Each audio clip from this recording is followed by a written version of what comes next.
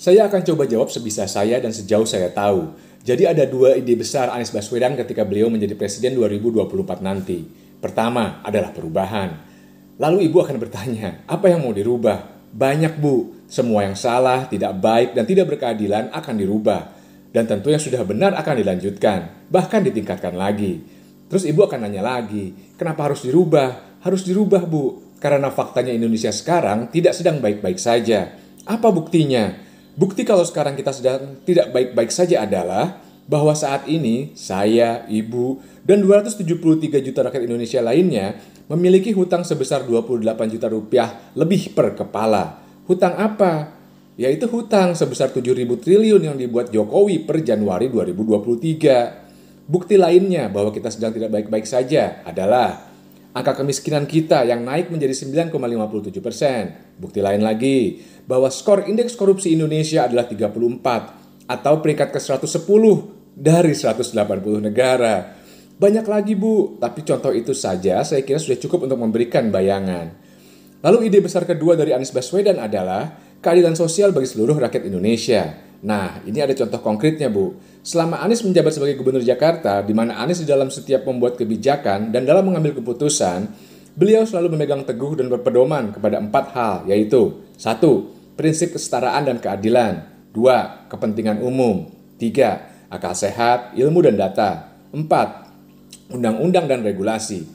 Jadi program, kebijakan publik, atau pembangunan apapun yang nanti akan dilakukan oleh Anies Baswedan sebagai presiden akan menilai apakah itu akan memberikan rasa keadilan bagi rakyat, apakah itu akan memberikan manfaat dan langsung menyentuh kebutuhan rakyat, apakah itu akan sesuai dengan akal sehat, data, dan fakta bahwa itu memang dibutuhkan dan akan membuat rakyat menjadi sejahtera. Dan terakhir, apakah itu memiliki dasar dan payung hukum atau undang-undang.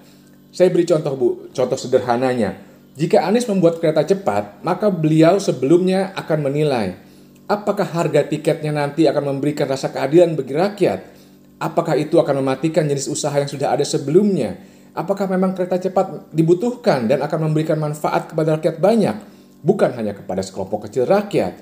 Apakah kereta cepat itu faktanya masuk akal sehat? Apakah pembiayaan dan pelunasannya nanti masuk akal sehat? Apakah memang data dan faktanya memberikan justifikasi? Dan terakhir, beliau akan meyakinkan bahwa proyek kereta cepat tidak akan melanggar aturan dan undang-undang apapun. Anies Baswedan untuk Presiden Indonesia 2024. Salam semangat antitesa 24. Luar biasa sekali statement atau opini serta ide-ide menarik dari salah satu pendukung dari Pak Anies yang menyampaikan kira-kira seperti apa nanti kalau misalnya Pak Anies menjadi presiden. Kita perlu mengapresiasi ya. Dan saya rasa kita perlu menghormati juga orang-orang yang tidak sepemikiran dengan kita guys ya. Kita dewasa dalam berpolitik. Oke, saya tanggapi dulu. Tadi kalau tidak salah ya, Bapak ini tadi mengatakan bahwa Indonesia, negara kita ini sedang tidak baik-baik saja ya. Karena negara kita memiliki hutang yang sangat banyak dan per kepala menanggung 28 juta rupiah ya. Jadi penduduk Indonesia ada 270-an juta jiwa ini, per kepala ya satu orang, saya dan teman-teman semua menanggung 28 juta rupiah. Sekarang pertanyaannya. Apakah Bapak yang tadi bersuara ya, apakah negara pernah menagih utang kepada Bapak atau menyuruh Bapak, ayo bantu bayar utang negara ya? Apakah ada permintaan dari negara seperti itu ya? Kalau Anda protes, Anda mengatakan bahwa oh skemanya bukan seperti itu, tetapi melalui pajak yang kita bayar ya. Sekarang saya mau tanya ya, kira-kira negara mana yang di dunia ini tidak ada pajak, tidak mengenakan atau tidak memberikan kewajiban kepada rakyatnya untuk membayar pajak ya. Silakan kalian mau mencari tinggal di negara yang tidak memiliki kewajiban untuk membayar pajak. Jadi ini luar biasa konyol ya narasi bahwa setiap orang nanti menanggung 28 juta rupiah per kepala ya.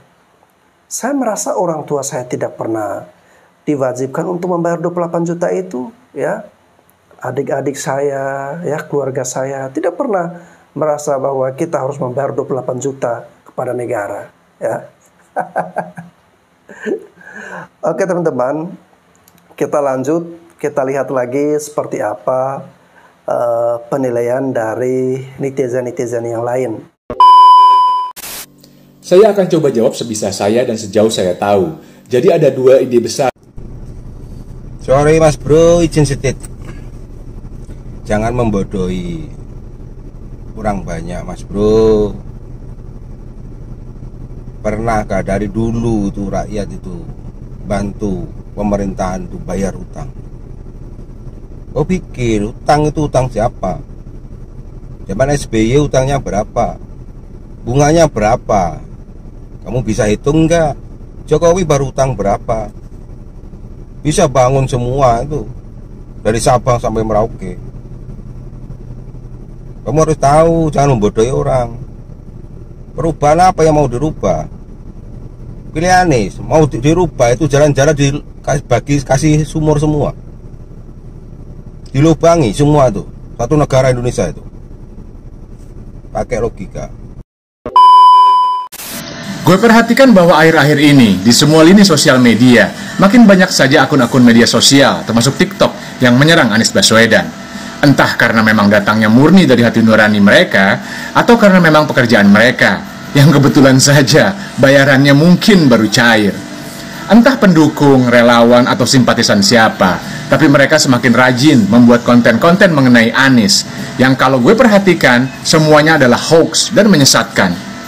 Akun-akun itu juga secara masif dan beramai-ramai menyebar komen-komen negatif, tidak berdasar, bahkan kata-kata tidak pantas di konten-konten buatan para pendukung Anies Baswedan. Tapi ternyata Anies Baswedan ini susah untuk dicari celahnya. Bukan tidak ada celahnya, karena tentu tidak ada manusia yang bebas dari celah. Hanya Tuhan saja yang menentukan untuk menutupi celahnya itu. Nah, kenapa tadi gue bilang kalau Anies Baswedan itu susah dicari celahnya? Karena gue perhatikan bahwa sebenarnya hal-hal yang mereka permasalahkan hanya yang itu-itu saja dan diulang-ulang saja. Hal-hal yang sebenarnya sudah ada penjelasannya secara terang benderang. Misalnya, parkir air atau sumur resapan yang faktanya sekarang digunakan di IKN. Nggak sembarangan. Ternyata sumur resapan di IKN itu mempunyai undang-undangnya, yaitu Undang-Undang Nomor 3 Tahun 2022 tentang Ibu Kota Negara yang ditandatangani oleh Jokowi. Atau tentang Formula E yang jelas-jelas sudah 3 kali diaudit oleh BPK dan tidak pernah ditemukan ada yang menyimpang di situ. Kemudian tentang lebih bayar Pemprov DKI yang faktanya bahwa uang kelebihannya itu sudah dikembalikan. Atau kelebihan bayar ketika Anies menjabat sebagai Mendikbud. Itu pun adalah berita yang sengaja dibuat menyesatkan. Silahkan googling untuk tahu faktanya. Atau ada juga tentang Anies Baswedan dan Lem Aibon. Itu pun jelas-jelas adalah berita hoax. Yang paling sering muncul di kolom komen adalah pertanyaan ngaco mengenai apa prestasi Anies. Padahal pertanyaan yang benar adalah, mau prestasi Anies yang mana? Yang level nasional atau yang sudah diakui dunia internasional? Banyak banget prestasi Anies, tinggal googling aja, maka akan keluar semua faktanya. Begitu sulitnya mereka menemukan celah Anies Baswedan, bahkan mereka mengarang sendiri berita bohongnya. Misalnya tentang HTI atau negara khilafah, atau lebih parah lagi, tentang isu rasisme atau keturunan Yaman, dan segudang lagi isu-isu sampah dan murahan. Dan yang terbaru adalah tentang Anies Baswedan yang naik haji atas undangan Raja Arab Saudi. Anies Baswedan tidak berbohong mengenai hal itu. Beliau sendiri yang mengatakan kalau beliau memang diundang. Dan memang berita-berita mainstream juga mengatakan demikian. Dan kenapa juga sih mereka jadi sibuk ngurusin orang yang sedang beribadah? Ibadah itu adalah urusan manusia dengan penciptanya.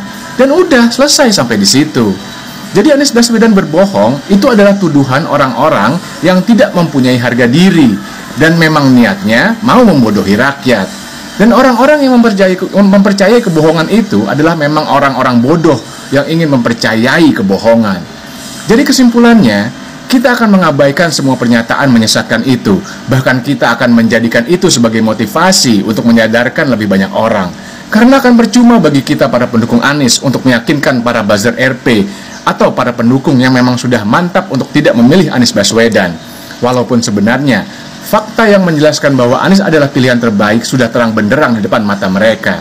Yang harus kita yakinkan adalah para swing voters atau para pemilih yang masih ragu siapa yang akan mereka pilih sebagai presiden 2024. Para swing voters ini gue yakin masih terbuka hati dan pikirannya, dan mereka masih terbuka untuk perubahan.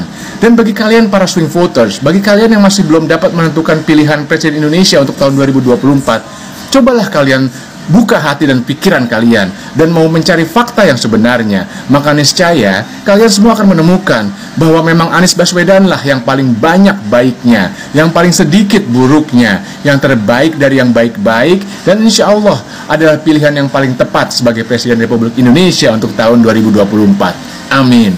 Salam semangat antitesa 24. Gue perhatikan bahwa akhir-akhir ini di semua lini sosial media makin banyak saja. Kita ini bukan menyerang Pak Anies Baswedan, Bung. Kita ini hanya memberikan arahan kepada masyarakat yang masih ragu tentang siapa yang harus kita pilih nanti di 2024. Apa yang Anies sampaikan, apa yang Anda sampaikan mengenai dengan keberhasilan Pak Anies selama memimpin DKI, siapa yang menyebar hoak? Justru Anda lah yang menyebar hoak itu. Seolah-olah Anies Baswedan itu menjadi suatu yang berhasil di Jakarta dan sebagainya. Bagi kami rakyat Indonesia, Pak Anies itu tidak lebih dari orang yang membodoh-bodohi kami sebagai rakyat, Bung. Jangankan untuk mengurusi Indonesia yang besar, ketika dia menjabat sebagai gubernur DKI, mengurusi Sunda Kelapa saja yang segitu gedenya nggak bisa. Meneruskan proyek pemerintah, program pemerintah Jokowi untuk menggalakkan pembangunan normalisasi, dia nggak mampu, nggak becus. Mengenai masalah pembayaran ini itu yang katanya kelebihan bayar yang sudah dikembalikan dan sebagainya, itu hanya suatu akal-akalan, Bung. Bagaimana ketika 82 miliar untuk beli lem Ibon itu tidak ketahuan? Ketika dia memimpin DKI, duit 550 juta aja hanya untuk suatu pembangunan yang sifatnya sementara. Ketika jalan raya yang begitu gedenya, kendaraan yang begitu lalu lalangnya, sampai memadatkan jalan-jalan itu sendiri oleh kendaraan. Tapi Anies Baswedan hanya bisa mempersempit jalan-jalan itu, dan menurut dia itu adalah suatu pilihan yang baik. Tapi nyatanya apa? Indonesia itu bukan butuh pemimpin seperti Anies Baswedan. Indonesia itu butuh pemimpin yang punya visi dan misi sama seperti Pak Jokowi yang telah membangun negeri ini supaya negeri ini dipandang dunia, Bung. Menurut Anda Jakarta pada saat dipimpin era Anies Baswedan memiliki kenaikan yang signifikan untuk suatu kemajuannya? Bagi saya enggak, Bung. Coba tengok normalisasi yang Jokowi bangun tidak diteruskan. Rumah DP 0 rupiah dari sekian janji yang dipresentasikan, yang dijanjikan kepada masyarakat tidak terselesaikan. Begitu proyek-proyek yang lain. TGUPP yang segitu banyaknya, apa yang diperbuat TGUPP sementara kemajuan Jakarta? Halo guys, selamat good morning pagi-pagi. Jadi ini kan lagi rame nih berita berapa hari ini yang katanya ada capres yang ngaku diundang Raja Arab.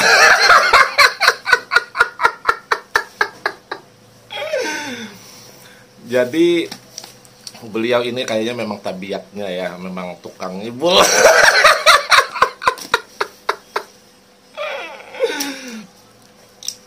Padahal dia itu sebenarnya menggunakan jasa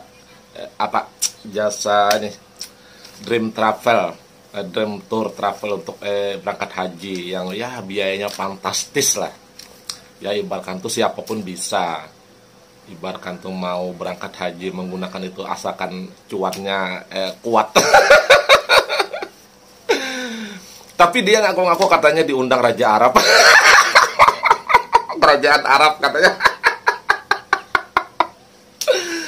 Kemudian saat yang hebatnya lagi ya, saat di tanah suci Mekah yang harusnya menjalankan ibadah, malah sempat-sempatnya juga ngibul dan membohongi publik. Katanya dia saat diwawancara, ya kita karena mendapat undangan dari kerajaan Arab, terus katanya kita diberikan tempat tinggal di guest house katanya di samping Masjidil Haram. Ya, sebenarnya bukan Anies saja yang bisa ibaratkan tuh tinggal di guest house itu. Itu asalkan uangnya kuat, silahkan. Itu kan guest house tuh sejenis seperti apa ya? Seperti sejenis kayak hotel atau apartemen para sultan sebenarnya itu, bukan sultan ya, sultan. Nah, sultan orang-orang yang berduit sebenarnya itu. Siapapun bisa, maupun kita, kalau memang ininya bayar, mampu bayar ya bayar aja, bisa aja tinggal di guest house itu.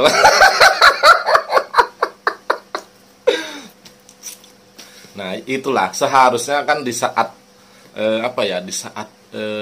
di tanah suci Mekah itu, saat ada yang mewawancarai ya, tapi enggak apa-apa, mungkin itu memang sudah disetting mereka. Tinggal tanyakan, katanya ini diundang Raja Arab ya untuk melaksanakan ibadah haji. Tinggal jawab seperti itu aja. Saya ini memang berangkat haji tanpa ada undangan dari keluarga Raja Arab atau gimana lah ibaratkan tuh. Tinggal jawab jujur aja. Jadi biar tidak jadi bumerang lah.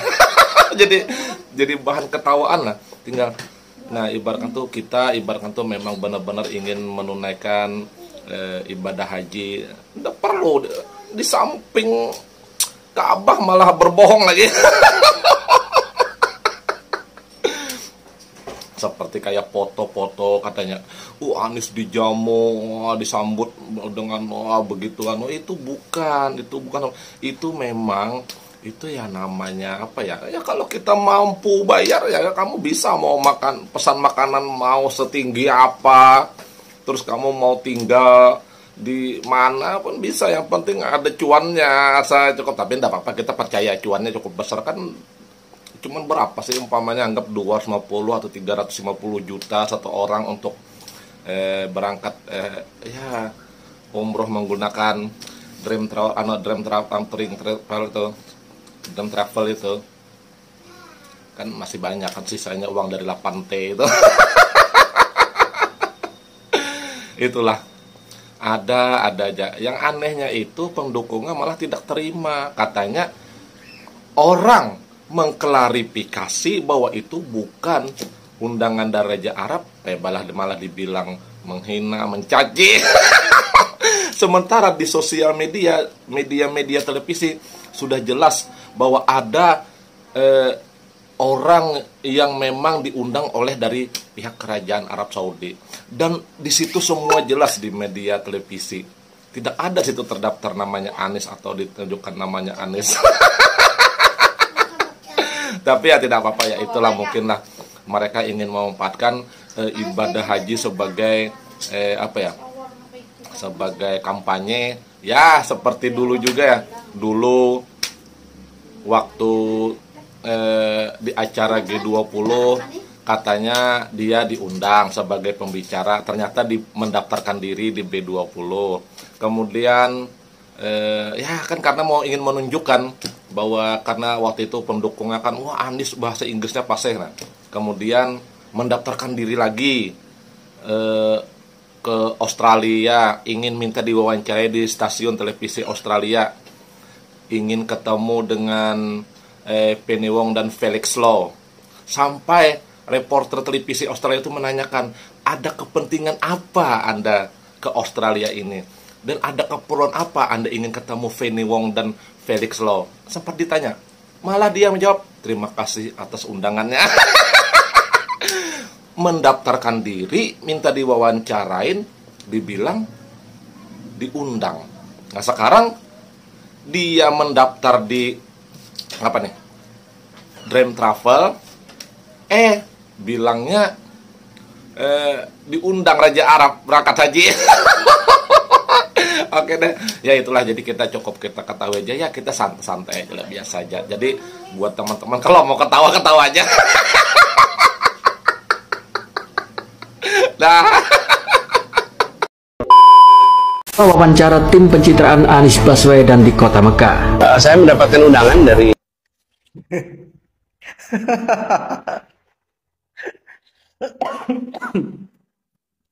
sorry teman-teman,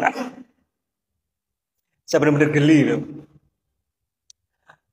Ini nggak pendukungnya, nggak capresnya, aduh, halunya udah akut ya, halunya udah, aduh, keterlaluan banget. Ini sebenarnya teman-teman, sebelum saya lanjutkan ya, kemarin itu saya beneran loh, saya mikir gini, ini jangan-jangan nanti musim haji ini terus Anies berangkat haji, nah nanti ada aja di sana yang sesuatu yang pasti dibuat settingan. Nah ternyata benar teman-teman, iya kan? Jadi kemarin salah satu pendukungnya si Musni Umar itu ya bikin editan foto ya, mungkin sekarang udah menyebar lah, udah rame itu. Kemarin saya lihat di medsos ya, aduh itu jadi bulan-bulanan itu. Ya secara gimana loh, bikin editan, mengedit foto Pak Jokowi, fotonya Mas Gibran itu nggak dihilangkan. Habis itu editannya kasar banget, ya kan? Udah gitu, ya masa sih? Kalaupun seorang Raja Salman ya, Raja Arab, sedang menunaikan ibadah haji, kok pakaiannya itu loh, pakai baju kebesaran ya gitu loh, bukan pakai baju ihram gitu kan? Nah itu kan udah kesalahan fatal. Ini buat yang yang edit. Aduh. Nah, terus si Aniesnya sendiri bilangnya apa itu? Dapat undangan dari kerajaan Arab. Plus dapat tempat di guest house.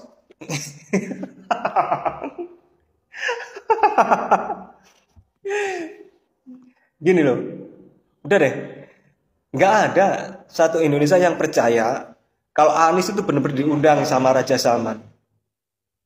Ya, udah saya nggak mau perpanjang lagi soal kata-kata undangan itu ya. Terus soal guest house, itu kan memang hotel milik keluarga kerajaan gitu loh. Dan itu memang digunakan sebagai salah satu fasilitas untuk orang-orang yang pergi haji gitu loh. Dan pelayanan di sana memang seperti itu gitu loh. Jadi itu bukan tempat dikasih dari kerajaan Arab. Waras. Perubahan, pilih Pak Anies biar tidak seperti sekarang. 100% saya akan mendukung Pak Anies kalau Pak Anies sanggup melakukan perubahan. Perubahan, menolak ormas, menolak radikalisme. Perubahan ingin melanjutkan pekerjaan Bapak Jokowi. Bhinneka Tunggal Ika, mempersatukan semua rakyat Indonesia. Sanggup. Kampung Gembrong, alhamdulillah kalau sudah diperbaiki, masyarakatnya sudah normal kembali kehidupannya. Tetapi di sini bukan hanya Kampung Gembrong saja, Kampung Bayam, masih banyak lagi pengungsi, korban gusuran, reklamasi yang katanya Pak Anies akan menolak reklamasi, yang ternyata dari mulut Pak Anies sendiri mengatakan bahwa dia tidak menolak reklamasi. Dan kami ingin minta Pak Anies mempertanggungjawabkan semua dana-dana yang sudah keluar, yang Pak Anies dan tim Pak Anies sudah pergunakan untuk Formula E, untuk mall yang katanya di Ancol yang akan dibangun itu, buktinya mana? Uang sudah menggelontor banyak, tidak terkira, tidak terhitung. Itu bukan kelebihan bayar, itu namanya korupsi. Di sini tidak ada jegal menjegal untuk siapapun. Siapapun berhak untuk mencalonkan diri menjadi presiden. Menjadi presiden Indonesia, siapapun berhak untuk mencalonkan diri. Tapi sekarang ini kami memerlukan pertanggungjawaban Pak Anies. Tidak ada penjagalan, hanya penjagalan itu datang dari timnya Pak Anies sendiri, bukan dari kami. Kami buzzer, yang katanya buzzer ini, yang tidak mendapatkan apa-apa ini, ingat ya, kami bekerja dengan ikhlas seperti ini. Kami tidak mengharapkan imbalan apapun, kami hanya ingin melihat Indonesia lebih baik lagi. Oke, semoga paham sampai di sini. Untuk pemula-pemula di Pilpres yang mati-matian ingin menjadi relawan-relawan di Capres, ya, gua wanti-wanti sama lulu orang, jangan ngabisin waktu, ya, jangan ngabisin waktu untuk hal yang gak pasti, khusus untuk Capres ya. Lo mati-matian ribut sana ribut sini, yang jadi Capres itu kalau udah duduk lupa sama lo. Gue ini pelaku, gue ini aktor intelektual, salah satu aktor intelektual, pendiri, ketua umum, relawan, dan lain-lain. Relawan Capres. Bicara tenaga, biaya udah gak kehitung ruginya. Tapi tuh si calon yang kita usung kalau udah duduk lupa. 3 periode loh, 15 tahun gue jadi ketua. Jadi pendiri. Jangan ngebahas masalah oligarki, oligorko, apa. Udah tahu semua. Semua Capres itu didukung oleh semua investor. Lo mau tahu nggak? Investor itu, satu investor, dia bisa membiayai 3 calon. Jadi siapapun presidennya dia tetap menang. Lo jangan berharap bahwa hak suara lo itu akan didengarkan. Lo akan terpental dengan sendirinya. Karena negeri ini udah begini. Mau siapapun calonnya itu boneka partai. Itu boneka disetting oleh para oligarki. Disetting oleh para penguasa dan pengusaha. Jangan capek-capek mati-matian sehingga lo bisa putus hubungan dengan keluarga. Kalau lo mau tanya masalah Capres, nih gue. Dari mulai uban gue belum ada sampai udah ada nih, udah ada. Tidak ada manfaatnya kecuali lo masuk dalam jantungnya si partai itu sendiri. Lo jadi anggota partai atau jadi anggota partai yang memang masuk dalam jantung pemerintah seperti legislatif dan eksekutif.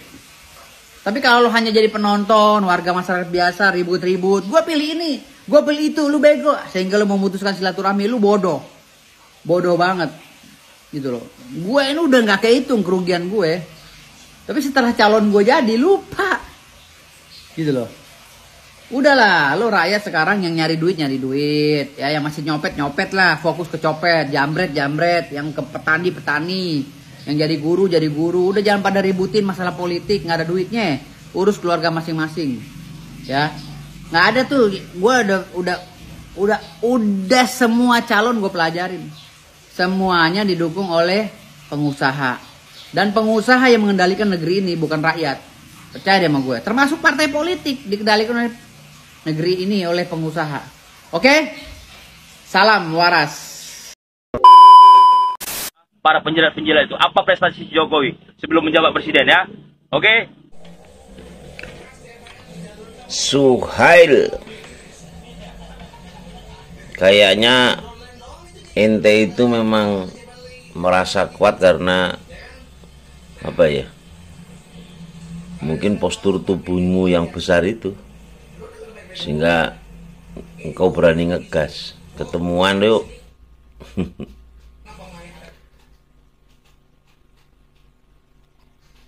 Akan seperti apa orang seperti kamu itu? Menurut saya terlalu banyak ya prestasi Pak Jokowi sebelum jadi presiden. Terlalu banyak. Tapi tidak perlu saya sebut. Hakikatnya Pak Jokowi itu humanis. Dalam menyelesaikan setiap masalah, Pak Jokowi itu humanis. Beliau tidak menginginkan adanya perseteruan antar warga masyarakatnya. Sebagai wali kota Solo kala itu, kalau tidak salah ya, tapi insya Allah nggak salah, Pak Jokowi itu wali kota terbaik ketiga, itu dunia, bukan Indonesia, ukurannya dunia, Bang. Jadi kalau kamu ingin kalau yang masih keren sekarang ini kan menguliti. Kalau kamu ingin menguliti Pak Jokowi,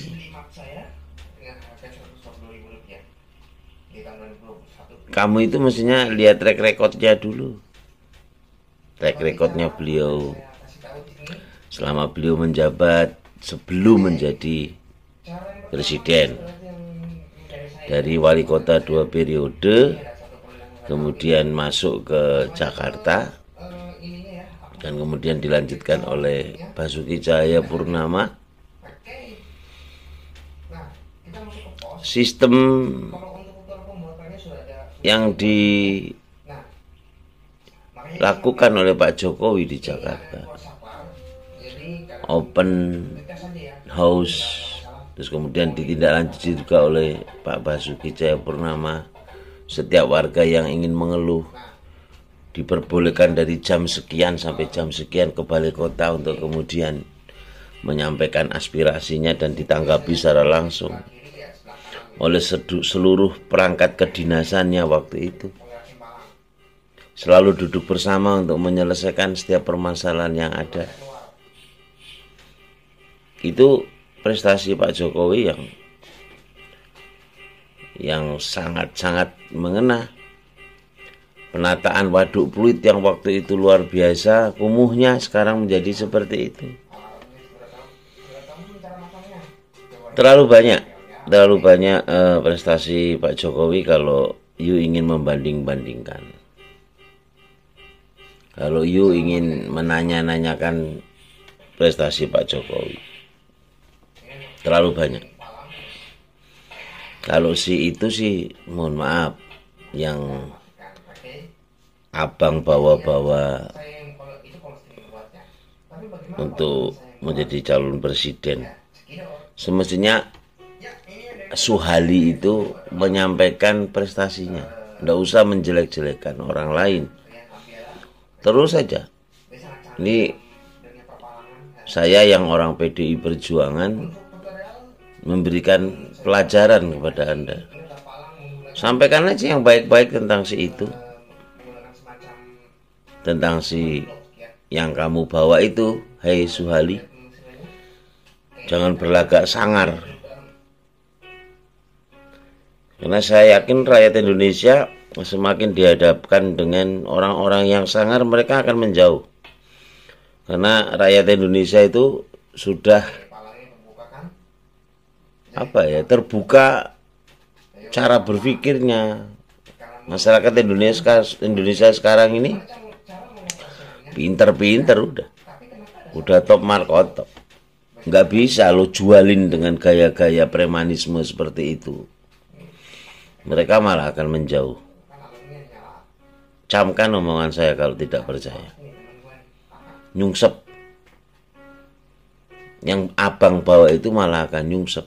Karena rakyat Indonesia sekarang sudah sangat pandai. Media sosial sekarang itu sudah semakin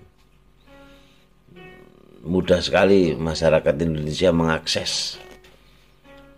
Dan dibuktikan dengan perilaku dan lain sebagainya, itu nggak bisa. Ini sekedar saran. Kalau nggak mau ya nggak apa-apa. Jadi sekali lagi kembali, kalau Pak Jokowi itu prestasinya sungguh sangat banyak. Anda pasti tidak mudah untuk bisa menghitung prestasi Jokowi,